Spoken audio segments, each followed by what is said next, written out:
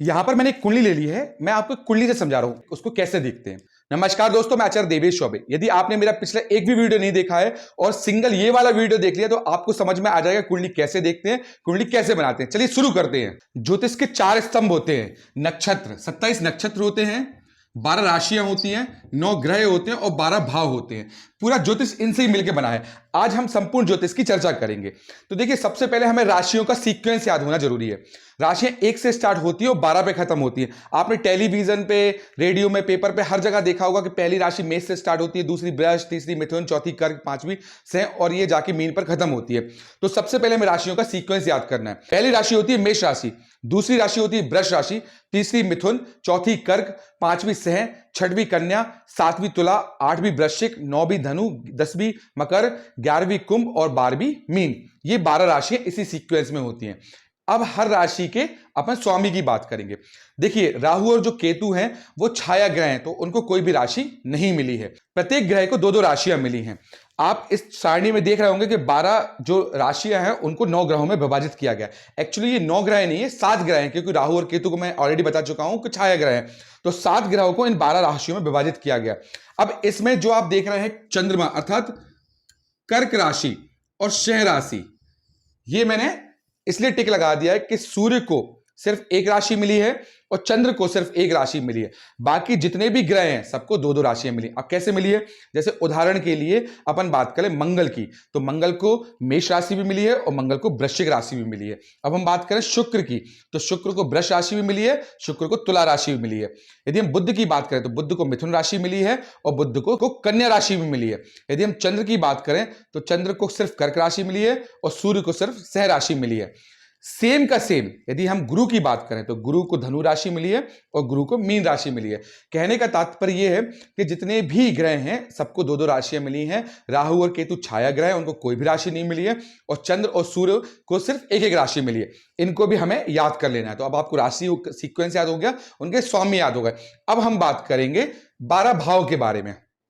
ये कुंडली में 12 भाव होते हैं। आप कोई भी जन्म कुंडली निकालेंगे वो कुंडली कुछ इसी प्रकार की होगी।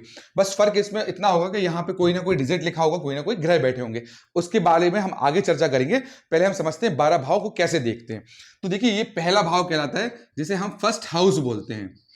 कुंडली में लग्न सबसे इंपॉर्टेंट मानी जाती है। कुंडली में लग्न से ही हम संपूर्ण चीजें देखते हैं।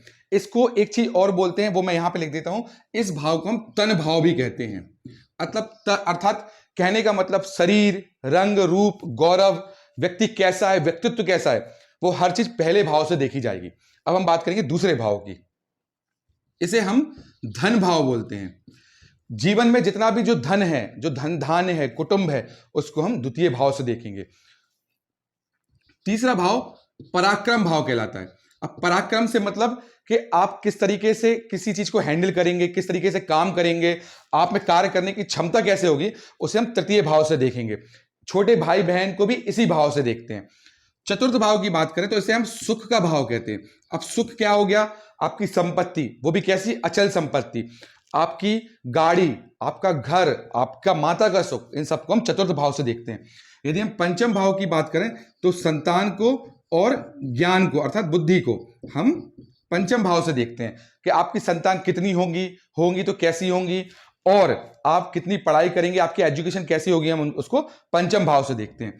जो 6th हाउस होता है, 6th हाउस से हम रोग, मुकदमेबाजी को देखते हैं। मतलब यदि जीवन में किसी पे केस चल रहा है या उसको कोई बीमारी है तो उसके लिए हम 6th हाउस को देखेंगे। 7th हाउस हम जीवन साथी मतलब आपका कहाँ विवाह होगा, वो विवाह होगा तो किससे होगा, किस दिशा में होगा, साथ ही साथ लव मैरिज होगी या अरेंज मैरिज होगी, उसको हम 7th हाउस से देखते हैं। जो बिजनेस में भी पार्टनरशिप करी जाती है उसको भी हम 7th हाउस से ही देखते हैं। 8th हाउस जो होता है वो सबसे सीक्रेट हाउस कहलाया जाता है। इस हाउस को जन्म और मृत्यु का हाउस भी कहते हैं। साथ ही साथ जो गुप्त धन मिलना है या कोई गुप्त विद्या है, गुप्त चीजों को भी हम 8th हाउस से देखते हैं। साथ ही साथ जन्म मृत्यु का भी भाव है। 9वां भाव भाग्य भाव कहलाता है। भाग्य भाव मतलब आपका भाग्य कितना मजबूत है। यदि किसी व्यक्ति का लग्नेश अर्थात पहले भाव का स्वामी नवम भाव में बैठ जाए तो ऐसे व्यक्ति का सारा काम भाग्य से होता है। एक उदाहरण के लिए बता रहा हूं, सारे काम भाग्य से होते हैं। तो भाग्य हो गया, आपको कैसी धर्म शिक्षा मिलेगी, या जो भी चीजें आप कितनी यात्राएं करेंगे, धर्म यात्राएं करेंगे, उन सबको नवम भाव से देखते हैं। 10वें भाव 10th हाउस को हम कर्म भाव बोलते हैं। कर्म हो गया, राजयोग हो गया, आप किस तरीके की नौकरी करेंगे, किस तरीके का काम करेंगे, इनफैक्ट आपका बिजनेस कैसा होगा, बिजनेस होगा तो कौन सा होगा, प्राइवेट नौकरी करेंगे, गवर्नमेंट नौकरी करेंगे, उनको हम 10th हाउस से देखते हैं। 11th हाउस को हम लाभ भाव बोलते हैं। लाभ मतलब किसी भी प्रकार का लॉ, प्रॉफिट की बात कर रहे हैं। जीवन में जो भी प्रॉफिट होंगे, चाहे वो धन से संबंधित हो, गाड़ी से संबंधित हो, जीवन साथी से संबंधित हो, वो सब हम 11th हाउस से देखते हैं। 12th हाउस व्यय का भी भाव है और मोक्ष का भी है। व्यक्ति को मोक्ष मिल रहा है, व्यक्ति का खर्चा कैसा हो रहा है, इनफैक्ट विदेश यात्राओं को भी 12th हाउस से देखा जाता है। तो कुंडली में सबसे पहले राशियों का सीक्वेंस, फिर उनके स्वामी, देन 12 भाव के बारे में हमने चर्चा करी है। अब हम बात करेंगे दृष्टियों के बारे में। आपने सुना होगा कि हर ग्रह की एक अपनी दृष्टि होती है और दृष्टि का भी फल होता है, तो आज हम उसी पर चर्चा करेंगे। तो देखिए, जितने भी ग्रह हैं दुनिया में, जितने भी ग्रह हैं, 9 के 9 ग्रह, उनकी सप्तम दृष्टि तो होती है। फॉर एग्जाम्पल, कोई ग्रह सूर्य यहां पर बैठे हैं तो सूर्य की सप्तम दृष्टि कैसी होगी, 1 2 3 4 5 6 7, मतलब सूर्य जहां पर बैठे हैं वहां से सप्तम घर पे देखेंगे। वहीं पर एक और एग्जाम्पल ले लेते हैं, यहां पर राहु बैठे हैं तो राहु की सप्तम दृष्टि कैसी होगी, 1 2 3 4 5 6 7, राहु इस घर में देखेंगे। दृष्टियों का महत्व इसलिए जरूरी है क्योंकि कोई ग्रह जहां बैठता है वहां से देखने पर भी उसका उतना ही फल होता है। जैसे कि आपने सुना होगा कि शनि जहां बैठते हैं वहां तो अच्छा फल देते हैं, पर जहां पर दृष्टि डालते हैं वहां पर कहीं ना कहीं थोड़ा इंपैक्ट डालते हैं।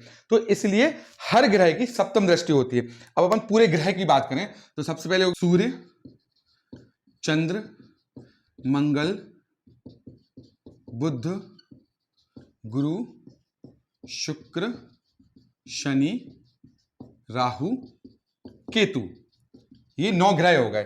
अब इन 9 ग्रहों की सप्तम दृष्टि तो अनिवार्य है, रहेगी। मतलब ये जहां पर भी बैठेंगे वहां से 7वें घर को तो देखेंगे। जैसे मान लीजिए इसी घर में बैठे हैं कोई भी ग्रह, जितने भी ग्रह हैं वो 1 2 3 4 5 6 7, वो इस घर को देखेंगे। अब ये घर मैंने ऑलरेडी आपको बताया था किस चीज का है, आपके जीवन साथी का है, आपका रिलेशन का, आपका पार्टनरशिप का है। इसे हम सप्तम भाव बोलते हैं। यहां पर डिजिट कोई भी लिखा हो, अंक कोई भी लिखा हो, कोई भी ग्रह बैठे हो, वो एक अलग चीज है। अभी हम भाव की बात कर रहे हैं, सप्तम भाव ही कहलाएगा। दुनिया की कोई भी कुंडली उठा लीजिए, उसमें ये भाव सप्तम भाव ही कहलाएगा। तो ये जितने भी 9 के 9 ग्रह हैं उनकी सप्तम दृष्टि तो होती है। 3 ग्रह ऐसे भी हैं जिनको 2-2 दृष्टियां और मिली हैं। वो 3 ग्रह कौन कौन से हैं उन पे चर्चा करते हैं। मंगल, गुरु और शनि, ये 3 ग्रह ऐसे हैं जिनकी सप्तम दृष्टि तो है ही है, इनकी इसके साथ ही इनको 2 दृष्टियां और भी मिली हैं। वो दृष्टियां कौन कौन सी हैं? तो देखिए, मंगल जहां पर भी बैठेंगे वो अपने यहां से चौथे घर में, मतलब 1 2 3 4, मंगल इस पे दृष्टि डालेंगे, ठीक है। फिर उसके बाद 7वें घर पर डालते हैं और 8वें घर पे, तो 1 2 3 4 5 6 7 8, मंगल इन 2 घरों पर दृष्टियां डालेंगे जहां पर भी बैठेंगे। 7वीं तो कंफर्म ही है, इन 2 घरों पर भी डालेंगे। अब हम बात कर लेते हैं गुरु की। मान लीजिए गुरु यहां पर बैठे, उदाहरण के लिए, तो गुरु यहां पर बैठे, तो गुरु की कौन कौन सी दृष्टि है? पंचम और सप्तम। मैंने यहां पे मेंशन कर दिया, पर चूंकि मैं इसलिए भी बोलता जा रहा हूं कि आपको याद रहे। तो गुरु की पंचम दृष्टि, तो 1 2 3 4 5, गुरु यहां से 5वें घर पे भी नजर डालेंगे, 7वें तो डालते ही हैं, और फिर 9वें पे, तो 1 2 3 4 5 6 7 8 9, गुरु इस घर पे भी दृष्टि डालेंगे। मतलब मंगल जो दृष्टि डालते हैं वो 7वें के अलावा चौथी और 8वीं है। वहीं पे यदि हम गुरु की बात करें तो 7वें के अलावा पंचम और नवम दृष्टि है। और शनि एक ग्रह ऐसे हैं जिनकी भी 2 दृष्टियां हैं। तो शनि मान लीजिए यहां पे बैठे हैं फॉर एग्जाम्पल, तो शनि की जो दृष्टियां होती हैं वो होती हैं 3री और 7वीं और 10वीं। तो शनि यहां पर बैठे हैं, तो यहां से तीसरा घर कौन सा हो गया?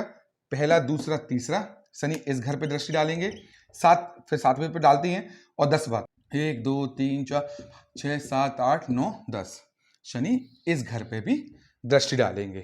तो कहने का मतलब कि शनि जिस भी घर में बैठेंगे वहां से तीसरे और 10वें घर को भी देखते हैं। ये कुंडली का चार्ट है, सारे ग्रह 7वीं दृष्टि डालते हैं, बाकी ये 3 ग्रहों की ये 3 दृष्टियां आप चाहें तो नोट कर सकते हैं। अब हम बात करेंगे शुभ और अशुभ ग्रहों के बारे में। तो शुभ और अशुभ ग्रह कैसे होते हैं? देखिए, शुभ ग्रह हमेशा जरूरी नहीं है कि शुभ ही फल दें और अशुभ ग्रह जरूरी नहीं है हमेशा अशुभ ही फल दें, पर चूंकि इनकी प्रकृति है, शुभता की बात हो रही है, इसलिए शुभ और अशुभ ग्रहों को ध्यान रखना बहुत जरूरी है। आप जब कुंडली देखेंगे तो इसका आपको पता चलेगा कि इसका क्या महत्व होता है। अब जैसे हम बात करें सबसे पहले शुभ ग्रहों की बारे में, तो शुभ ग्रहों में आते हैं सबसे पहले देवगुरु बृहस्पति, क्योंकि ये देवों के गुरु हैं, बृहस्पति हैं, गुरु की उपाधि मिली है, तो ये शुभ ग्रह हैं। दूसरे आते हैं शुक्र। शुक्र बेसिकली दानवों के गुरु हैं, पर इनको उपाधि गुरु की मिली है, शुक्राचार्य की मिली है, इसलिए शुभ ग्रहों में से। थर्ड वन इज चंद्र। चंद्र भी शुभ ग्रहों में से आता है, पूर्णिमा वाला जो चंद्र रहता है वो शुभ ग्रहों में आता है। देन फिर बुध। देखिए, बुध को मैंने सबसे बाद में इसलिए बताया है क्योंकि बुध थोड़ा सा द्विज स्वभाव है। द्विज स्वभाव कैसा कि बुध का जो जिस ग्रह के साथ बैठेगा वैसा स्वभाव कर लेगा। बुध शुभ के साथ बैठेगा तो शुभ हो जाएगा, अशुभ के साथ बैठेगा अशुभ हो जाएगा, क्रूर के साथ बैठेगा क्रूर हो जाएगा, पापा ग्रह के साथ बैठेगा तो पापा ग्रह हो जाएगा। तो इनका स्वभाव द्विज स्वभाव है, पर ये भी शुभता के ग्रहों में से आते हैं। अब हम यदि अशुभ ग्रहों की बात करें तो अशुभ ग्रह में आते हैं सूर्य, मंगल, शनि, राहु, केतु। ये मैंने यहां पर भी मेंशन किया है। सूर्य और मंगल जो हैं वो तेज ग्रह हैं। तेज है मतलब एग्रेशन है उनमें। शनि आपको पता ही है अशुभ ग्रहों में से आते हैं, और राहु केतु तो छाया ग्रह हैं, जिस ग्रह के साथ बैठेंगे उस पर कहीं ना कहीं छाया डाल देंगे या ग्रहण डाल देंगे, तो ये अशुभ ग्रहों में आते हैं। और इनका महत्व आपको कुंडली देखने में आएगा कि यदि फॉर एग्जांपल मैं आपको समझा देता हूं कि शनि के साथ चंद्र बैठ गए हैं, तो एक शुभ और एक अशुभ ग्रह बैठ गया है, तो उस घर को कहीं ना कहीं वो इंपैक्ट डालेगा। अब राहु किसी ग्रह के राहु चंद्र के साथ बैठ गए हैं, तो राहु चंद्र के साथ बैठ गए हैं तो कहीं ना कहीं राहु ने चंद्र पर ग्रहण डाल दिया है, तो उस भाव को जिस भाव पर भी बैठे हैं उस पर इंपैक्ट डाल रहे हैं। ये अपन को आगे चल के जब अपन कुंडली देखेंगे तब अपन को समझ में आएगा। अब हम बात करेंगे मित्र और शत्रु ग्रहों के बारे में। मित्र और शत्रु ग्रह, देखिए इसको आप ऐसे समझिए कि कोई आपका दोस्त है, बहुत अच्छा दोस्त है, वो आपके घर पे आएगा तो कहीं ना कहीं आपके हित में बात करेगा, आपके अच्छे की बात करेगा। वहीं पर कोई शत्रु है तो वो आपके घर पे आएगा तो लड़ाई झगड़ा करेगा, घर को खराब करेगा। सेम कुंडली में भी, ज्योतिष में भी ऐसा ही होता है। तो देखिए इसको ऐसे समझ लीजिए, मित्र ग्रह और शत्रु ग्रह तो बहुत सिंपल है, साधारण शब्दों में मैं समझा देता हूं। सूर्य, चंद्र, मंगल और गुरु, ये आपस में बहुत अच्छे मित्र हैं, आपस में अति मित्र हैं। फॉर एग्जाम्पल, गुरु के घर में सूर्य बैठ जाए या सूर्य के घर में मंगल बैठ जाए या सूर्य के घर में गुरु बैठ जाए, कोई भी किसी के घर में बैठ जाए, वो हमेशा ही अच्छा प्रभाव देगा, अच्छा फल देगा, क्योंकि ये आपस में एक दूसरे के बहुत अच्छे मित्र हैं। वहीं पर यदि हम शत्रु ग्रहों की बात करें तो शनि, राहु, केतु और शुक्र, ये आपस में बहुत अच्छे दोस्त हैं। मतलब शनि, वैसे शनि तो सेनापति है, राहु केतु उनके साथी हैं और शुक्र इनके गुरु हैं, तो ये आपस में एक दूसरे के बहुत अच्छे मित्र हैं। आप सोच रहे होंगे उसमें बुध कहां है, तो देखिए बुध को मैंने बीच में रखा है क्योंकि बुध की इन सब से भी मित्रता है और यहां पर चंद्र और मंगल को छोड़कर बाकी गुरु और सूर्य से भी मित्रता है। अब मित्रता कैसी, जैसे गुरु ज्ञान है तो बुध बुद्धि है, इसको सूर्य चूंकि आत्मा है तो चंद्र मन है, तो इनका मित्रता और शत्रुता का ऐसा उपयोग होता है। अब फॉर एग्जाम्पल कि आपके घर में कोई आपका दुश्मन आके बैठ जाए, आपका शत्रु आके बैठ जाए, तो वो आपके घर को क्या करेगा, आपके घर को तोड़ेगा, मोड़ेगा, खराब करेगा। सेम कुंडली में भी होता है कि मान लीजिए कि चंद्र के घर में शनि आके बैठ जाए, तो शनि और चंद्र की शत्रुता है, तो शनि उस घर को खराब करेंगे।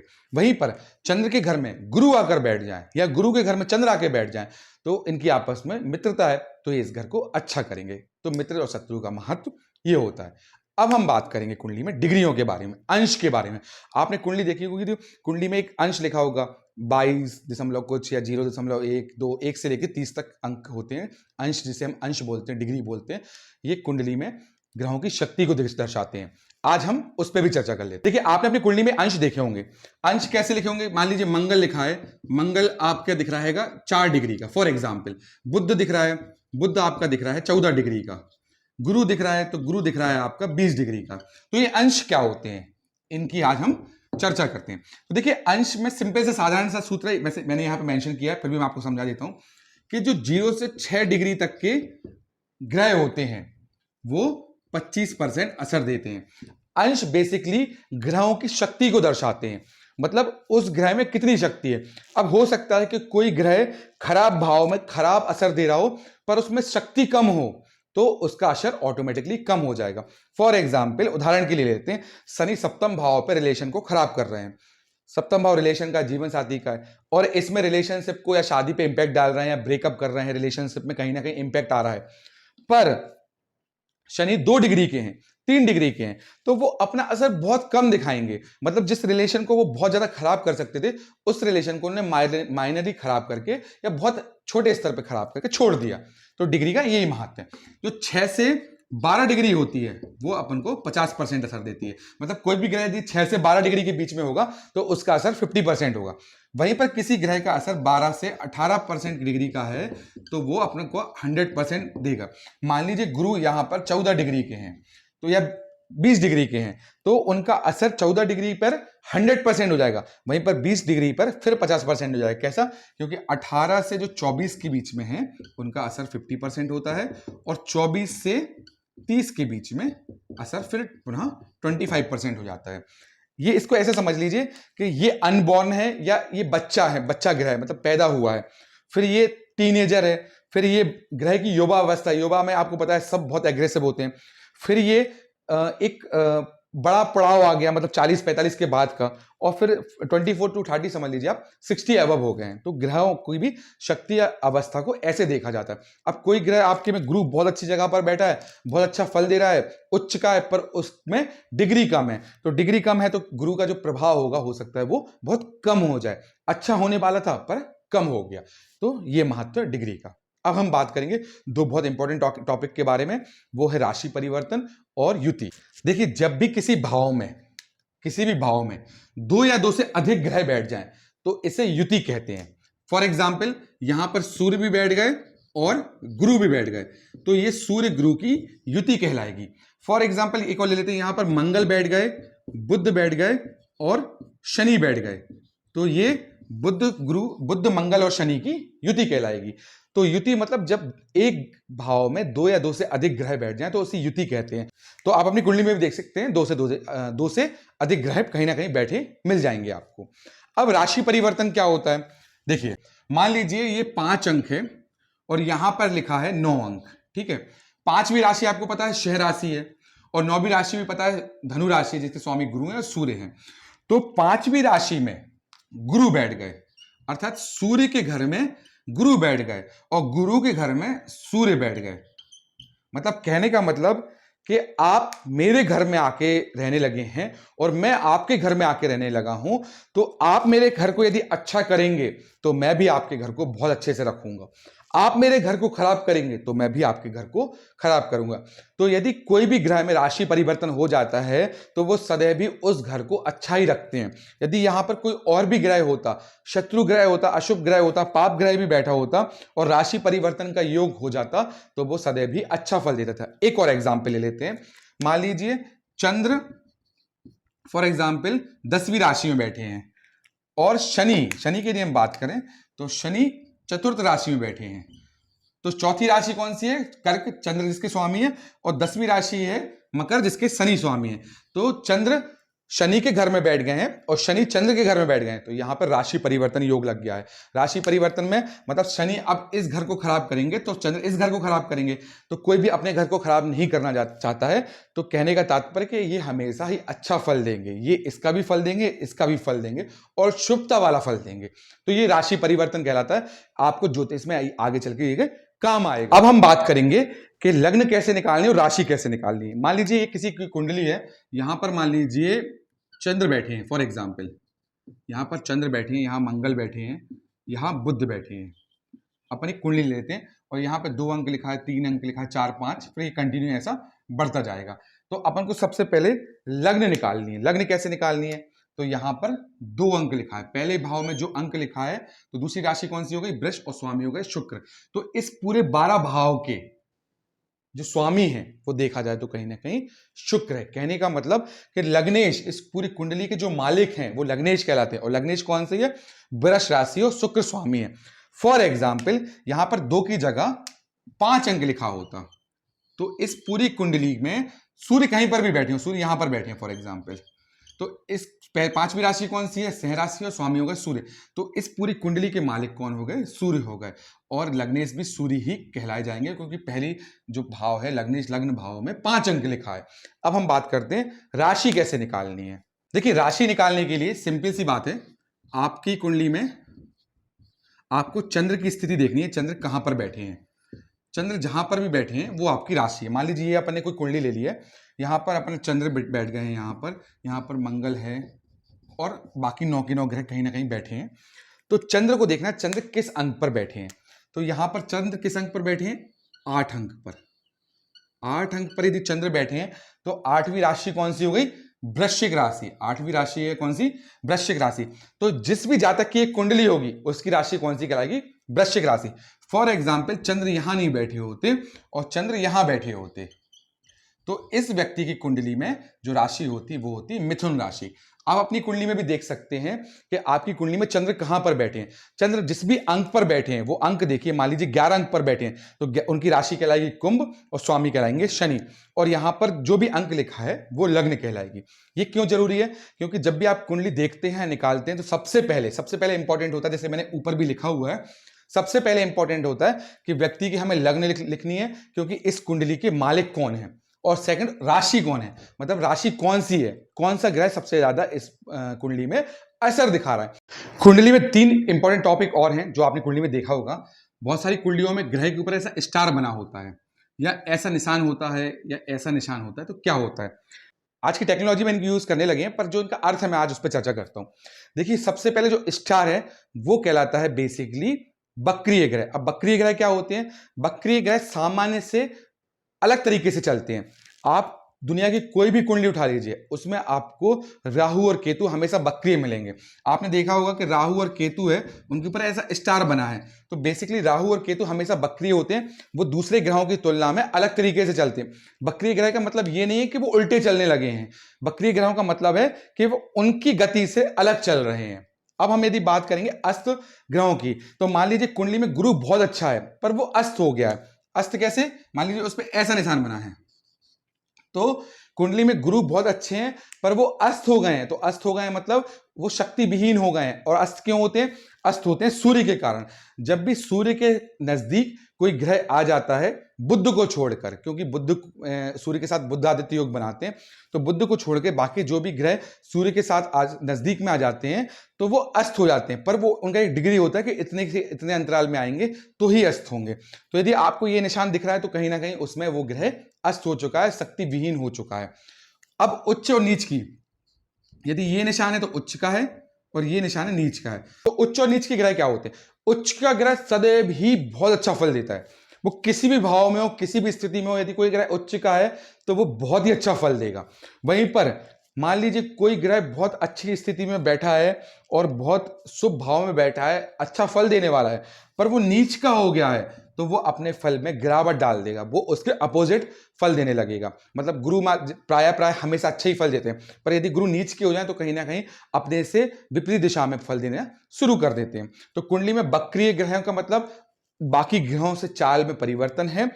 अस्त का मतलब कि वो ग्रह सूर्य की किसी एक डिग्री के अंतराल में आ गए हैं तो सूर्य ने उनको अस्त कर दिया है, सूर्य ने उनको कमजोर कर दिया है। और उच्च का ग्रह मतलब कोई ग्रह किसी एक निश्चित अंक पर या राशि पर बैठा है तो वो सदैव भी अच्छा फल देगा। जैसे उदाहरण के लिए गुरु मान लीजिए 4 अंक पर बैठे हैं तो गुरु उच्च के हो जाएंगे, सदैव ही अच्छा फल देंगे। गुरु का 4 अंक पर बैठना शुभों में शुभ माना जाता है, योगकारी माना जाता है, तो ये उच्च का फल देंगे। वहीं पर गुरु यदि 10 अंक पर बैठे हैं, अब 10 अंक कैसे निकालना है वो भी मैं बता देता हूँ। 4 से 4 5 6 7 8 9 10, गुरु की जो सप्तम राशि होगी वो उसकी नीच राशि होगी।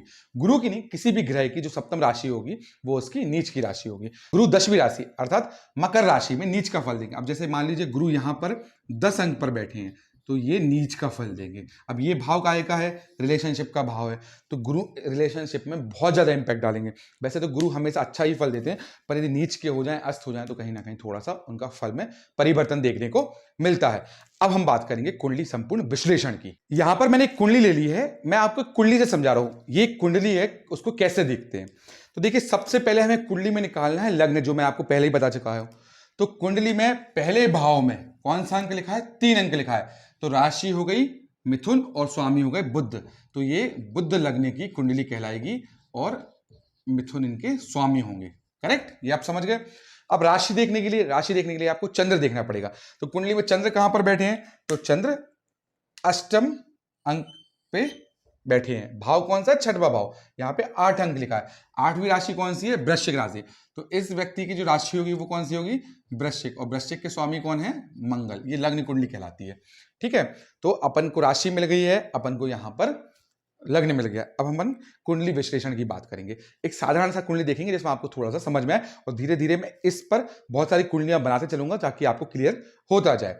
तो सबसे पहले अपन को क्या देखना है, ये कुंडली किसकी है, तो ये कुंडली के जो स्वामी है वो बुध है। अब बुध की जिनसे मित्रता होगी वो कहीं ना कहीं इनको अच्छा फल देंगे, बुध की जिनसे शत्रुता होगी वो कहीं ना कहीं बुरा या कम फल देंगे। अब बुध की मैंने आपको ऑलरेडी बताया रखा है कि बुध की सबसे प्राय मित्रता है चंद्र और मंगल को छोड़कर, क्योंकि ये बुध जो डॉट दिख रहे हैं ये बुध है। बुध की शत्रु ग्रहों से भी मित्रता है और मित्र ग्रहों से भी मित्रता है, सिर्फ चंद्र और मंगल को छोड़कर। तो अब ये बुध की कुंडली हो गई, इस पे गुरु बैठे हैं, गुरु से बुध की कैसी है, मित्रता है, तो यहां पर बुध अच्छा फल देंगे। ठीक है, फिर यहां पर अपन बात करते हैं 4 अंक पर, मतलब चंद्र के घर में केतु बैठे हुए हैं। चंद्र से केतु का संबंध कैसा है, बहुत अच्छा नहीं है, पर बुध से कैसा है, बुध से भी अच्छा नहीं है, तो ये बिल्कुल अच्छा फल नहीं देंगे। ऊपर से चंद्र यहां पर 6वें घर में, शत्रु घर में बैठ गया। तो अब ऐसी कुंडली में क्या होगा, चंद्र चूंकि मन के कारक है, वो 6वें भाव में बैठ गए, शत्रु भाव में बैठ गए, साथ ही नीच के भी हो गए, तो ऐसे व्यक्तियों के शत्रु बहुत एक्टिव होंगे। मतलब ऐसे व्यक्तियों के प्रत्यक्ष और गुप्त दोनों प्रकार के शत्रु देखने को मिलेंगे। साथ ही ऐसा व्यक्ति मन उसका एकाग्र नहीं होगा, बहुत जगह, मतलब मन बहुत भटकने वाला होगा। अब हम बात करें गुरु की दृष्टि की, तो गुरु 1 2 3 4 5 इस वाले संतान वाले घर में दृष्टि डाल रहे हैं, तो संभवतः इस व्यक्ति को संतान भाव में यदि गुरु की दृष्टि है, ज्ञान भाव में गुरु की दृष्टि है, तो पढ़ाई में इसको सारी तरीके की अपॉर्चुनिटी मिली होगी, हर तरीके से पढ़ाई की होगी इसने, भले लेट की हो पर पढ़ाई की अपॉर्चुनिटी मिली होगी। साथ ही संतान सुख भी इसको बहुत अच्छे से मिला होगा, और संतान सुख में भी गुरु लड़के के स्वामी है, तो ऐसे व्यक्ति का लड़का अवश्य हुआ होगा। फिर गुरु की 9वीं दृष्टि इस भाव में पड़ रही है, तो ये भाग्य भाव है। ठीक है, तो भाग्य भाव में पड़ रही, तो गुरु की दृष्टि भाग्य भाव में पड़ना भी बहुत अच्छा माना जाता है, भाग्य को मजबूत कर रही है। ऐसे व्यक्तियों के जीवन में बहुत सारे काम कर्म की कंपैरिजन में भाग्य से हो जाते हैं। कर्म तो इंपॉर्टेंट है ही है, पर भाग्य भी बहुत मजबूत दिखा रहा है। वहीं पर गुरु की एक 7वीं दृष्टि भी पड़ रही है रिलेशन हाउस में, जो गुरु का स्वयं का घर है। 9वीं राशि धनु राशि है और गुरु का स्वयं का घर है, अपने घर पे गुरु की दृष्टि पड़ रही है। अब अपन एक और बात कर लेते हैं, थोड़ा समझाने के लिए, बेसिक है ये, धीरे धीरे आपको समझ में आने लगेगा। जैसे शनि 7म भाव में बैठे हैं, तो 7म भाव में यदि शनि बैठ जाए तो ये रिलेशनशिप में इंपैक्ट डालते हैं। मोस्ट ऑफ द टाइम देखा है कि ऐसे व्यक्तियों का या तो बड़ी उम्र की लड़कियों से या एकदम छोटी उम्र की लड़कियों से रिलेशन होगा, और शादी के बाद कहीं ना कहीं बहुत ज्यादा तलाक जैसी स्थिति देखने को मिल जाती है, या सेपरेट हो जाते हैं, बहुत दिक्कत होती है यदि शनि 7म भाव में बैठ जाए, ऐसा बहुत सारी कुंडलियों में देखने को मिलता है। तो ये भी इनकी कुंडली में संभावना है। पर एक चीज की अच्छा है ये कि कुंडली में गुरु की 7म दृष्टि, रिलेशन वाली दृष्टि 7म भाव पे खुद के घर में पड़ रही है, तो इस भाव पे वो व्यक्ति का डिवोर्स और सेपरेशन तो नहीं होने देंगे, पर शनि यहां पर मतभेद करवाएगा, लड़ाई करवाएगा, दिक्कतें पैदा करवाएगा। इनफैक्ट छोटी छोटी बातों पे इमीडिएट झगड़ा देखने को भी मिलेगा, क्योंकि यहां पर शनि बैठे हैं, बट अलग नहीं कर पाएगा, सेपरेट नहीं कर पाएगा। अब यहां पर सूर्य और बुध बैठे हैं, तो सूर्य और बुध मिलकर बुध आदित्य योग बनाते हैं, जो कि बहुत अच्छा माना जाता है। फिर इनकी 7म दृष्टि कर्म भाव पर भी है, तो एक राजयोग की दृष्टि आपके कर्म भाव पर भी पड़ गई है, और सुख भाव की दृष्टि एक कर्म भाव पर पड़ गई, वो भी बहुत अच्छा है। साथ ही साथ यहां पर राहु कहीं ना कहीं शनि के घर में बैठे हुए हैं, अष्टमेश हैं, तो ये गुप्त ज्ञान तो दर्शाते हैं, पर ऐसा व्यक्ति शनि के घर में बैठ गया है तो गुप्त ज्ञान पाने की कोशिश तो करेगा, पर पा नहीं पाएगा। क्यों नहीं पा पाएगा, क्योंकि शनि के घर में बैठा हुआ है राहु। तो कहने का मतलब कि कुंडली का बेसिक अपन को ऐसे समझना है। अब इसमें आपके दिमाग में बहुत सारे क्वेश्चंस आ रहे होंगे। तो देखिए, अब जैसे मैंने डिग्री नहीं लिखी है, मान लीजिए गुरु यहां पर 2 डिग्री के होते, मान लीजिए तो 2 डिग्री के होते तो गुरु की शक्ति बहुत कम हो जाती, तो वो इस हाउस को हो सकता नहीं बचा पाते। आज जो बचा रहे हैं हो सकता है अच्छी डिग्री के हो, बचा रहे हो। यदि गुरु की डिग्री 2 या 3 डिग्री के होते तो इस हाउस में वो डिवोर्स करवा देते, सेपरेशन करवा देते, रिलेशनशिप में इंपैक्ट डाल देते, कुछ ना कुछ करवा देते। अब यदि इस भाव का संबंध, पंचम भाव का संबंध सप्तम भाव से हो जाए, मैं आपको थोड़ा सा इसको क्लियर करके समझा देता हूं ताकि क्लियर हो जाए। मान लीजिए पंचम भाव का पंचम भाव का जो संबंध है वो सप्तम भाव से हो जाए, इन दोनों का आपस में किसी भी प्रकार का संबंध हो जाए, राशि परिवर्तन हो जाए, यहां के ग्रह यहां बैठ जाए, यहां की राशि यहां बैठ जाए, तो ऐसे व्यक्तियों की लव मैरिज ही होती है। तो कहने का मतलब ये सूत्र हैं वो अपन आगे चल के बहुत विस्तृत रूप से चर्चा करेंगे, पर कुंडली कैसे देखते हैं वो ज्यादा इंपॉर्टेंट है और कैसे समझना है। तो अभी हमने बेसिक समझा है, आगे चल के हम आपको चैप्टर वाइज चैप्टर बताते चलेंगे। ये एक बेसिक है। यदि आपने मेरा ये वीडियो देख लिया है तो आपको, मुझे लगता है कि बेसिकली संपूर्ण ज्ञान हो जाएगा कुंडली कैसे देखना है और कुंडली में क्या क्या जो इंपॉर्टेंट चीजें होती हैं वो देखी जाती हैं। यदि आपको मेरा ये वीडियो अच्छा लगा हो तो कृपया प्लीज फॉलो और सब्सक्राइब जरूर करें। साथ ही साथ ऐसे वीडियो बनाने का कहीं मोटिवेशन भी आता है, तो प्लीज मेरे चैनल को सब्सक्राइब एंड शेयर जरूर करें। धन्यवाद।